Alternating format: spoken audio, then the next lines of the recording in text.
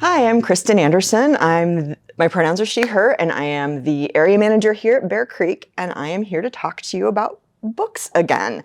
Now, last time I talked to you about some of the best of books of 2023, and today, because what changes immediately in the media once you get past the best of lists is what books are we excited about in 2024, because everything's about marketing, right? So I looked at some of those early releases, made sure I found ones that we currently have records so that you can place holds on them if you want, but I'm also going to draw attention to books that are available now, typically books that are by the same author, and that's what I thought I wanted to do for this month's segment. So this all came about because I was reading a book, this is a 2023 book actually, called West Heart Kill. And that book is a mystery book that was marketed strongly as a read-alike for the seven and a half Deaths of Evelyn Hardcastle by Stuart Turton.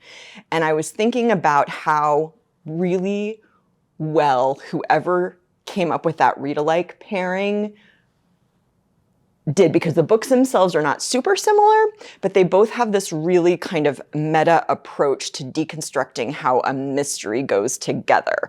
So in the 7.5 Deaths of Evelyn Hardcastle, you have a narrator who is his own entity who basically hops, this is very confusing, but it makes sense in the book, hops from body to body of different narrators and tries to solve the mystery that way. And West Heart Kill is a book that is basically a narrator in second person, which can be feel very kind of like trying too hard literary, but it works in this context. And I think that if you like kind of smart things that kind of play with fancy writer tricks, both of these books do that. So that's an example of a read-alike combination that isn't two of the same author. And then I started thinking about one of the books that I am absolutely the most excited about in the spring publishing season, and that is a book called James by Percival Everett.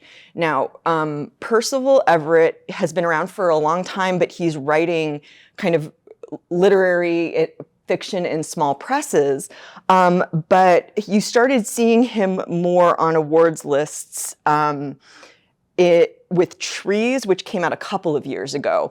And he's got this very amazing, satirical voice. And James, he happens to be African-American, and James is a retelling of Huck Finn, but it is about Jim, and creates a backstory and a history for that character. And I'm really excited about his voice combined with that specific story. Now, if you want to check out Percival Everett, you've got a whole bunch of different ways to do it if you haven't read him yet.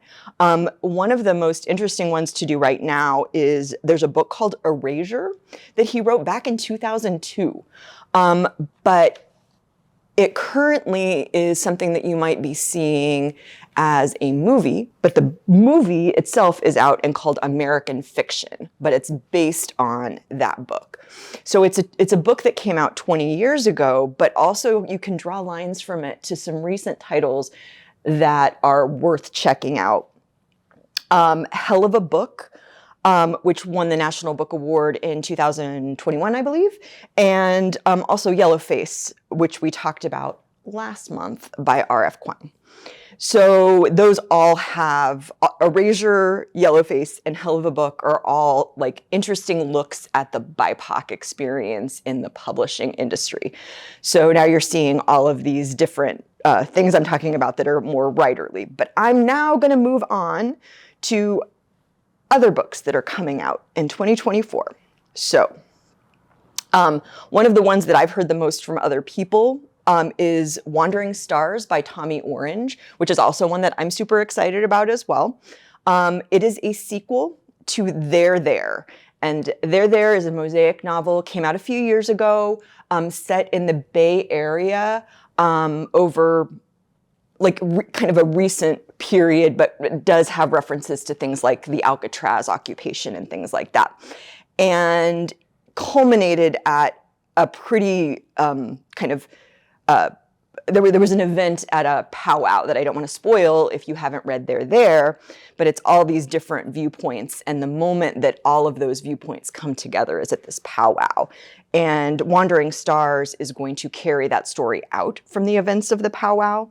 So I'm really excited for that and think that anyone else should be as well. But if you haven't read it yet, go back and check out There. I am planning on doing a reread of There because the plot, the story itself is so intricate that I really want to have the opportunity to remember that before I move on to read Wandering Stars. Another book, super exciting. Salman Rushdie has a new one coming out. He had a novel last year. This time it's a book of essays, and it's called Knife, and it is about the attack on his life. And if you want to read more about Salman Rushdie before Knife is available, he also has a memoir about his life immediately in the wake of the fatwa, and that's called Joseph Anton. So while you wait for Knife, check out Joseph Anton. In the kind of more romancy, but with maybe a little bit more, well, romance is great, so I'm not like, that sounded like I was bashing on romance. There's more, this has a few more layers to it from a romance standpoint, but it is kind of feels like a romance. Anita de Monte Laughs Last by Jochil Gonzalez is coming out this spring. If you liked Olga Dies Dreaming by the same author, which I did. So that's one I'm excited about. The Fury by Alex Michaelides is getting a lot of publicity, and I read and enjoyed The Silent Patient, so that's one you can read while you wait for the pub date of the new one. They're not sequels, they just happen to be by the same author. In series fiction, Tana French, who most people know from her mystery series set in Dublin that kind of jumps from narrator to narrator with each episode, is now doing a different series. And the first in the series came out a couple years ago. It's called The Searcher. The Hunter comes out this spring. And you can place your holds for these now on the JCLS catalog. In honor of the person who's on the other side of the camera, who I know is an Erik Larson fan, Demon of Unrest by Erik Larson, author of Devil in the White City, is coming out this spring as well, and that's about kind of the period immediately preceding the Civil War. So I think a really interesting book to read at this specific time in history. And if you are still kind of reeling from your enjoyment of Afterlife as a part of our Rogue Reads program, Julia Alvarez has a new one coming out called Cemetery of Untold Stories. So take a look for that one as well. And always, if you want personalized recommendation based on things you've loved in the past, we have a service called JCLS Discovery. You can get to it from the library catalog. And it is a personalized list made for you based on books that you've read and liked. We got a comment the other day on someone who'd received a list, and they said, is this generated by AI, in kind of a tone that implied compliment. So I'm going to assume that they meant like our recommendations were pretty uncanny. Nope, we're just good at recommendations. And we are also here big fans of like, AI is great, let's use it for things that make our life harder, but let's not take it away of the things that make our life fun. And we legitimately like recommending books. So let's do more of that with our human brains that love books and reading. And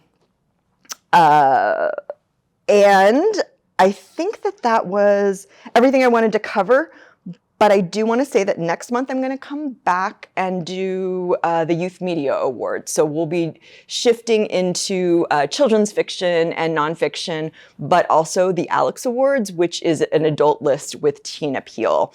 So we'll mine that awards list for some good reads that you might like coming up. So thank you very much.